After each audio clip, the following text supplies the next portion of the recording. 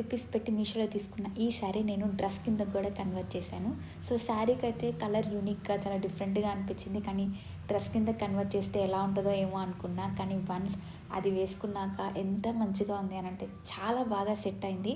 చెప్పాలంటే శారీ కన్నా డ్రెస్సే బాగుంది అనిపించింది. లిటిల్ హార్ట్స్ ఓన్లీ ఫ్రంట్ ఒక్కటే వచ్చుంటాయి, బ్యాక్ ప్లెయిన్ వచ్చి ఉంటుంది. ఎందుకంటే శారీ మొత్తం హార్ట్స్ అయితే రాలేదు, ఓన్లీ ప్లీట్స్ దగ్గర పైట కొంగు దగ్గరే వచ్చాయి. కాబట్టి ఫ్రంట్ ఇలా పెట్టి బ్యాక్ అంతా ప్లెయిన్ పెట్టించా. అండ్ నెక్ వచ్చేసరికి బ్యాక్ డిఫరెంట్ పెట్టించా, ఫ్రంట్ నార్మల్ రౌండ్ పెట్టించాను. బట్ అయితే ప్లెయిన్ బ్లూ సపరేట్గా తీసుకుందాం అనుకున్నా, కానీ క్లాత్లో ఇలా కొంచెం మిగిలిందనమాట. సో అవి రెండుగా జాయిన్ చేసి ఇలా సెట్ చేసుకున్నాను. లెంత్ కూడా బాగానే వచ్చింది. సో మీకు కూడా ఇలా డ్రెస్ డిజైన్ చేసుకోవాలనుకుంటే లింక్ అండ్ కామెంట్ చేయండి, డిఎం చేస్తాను.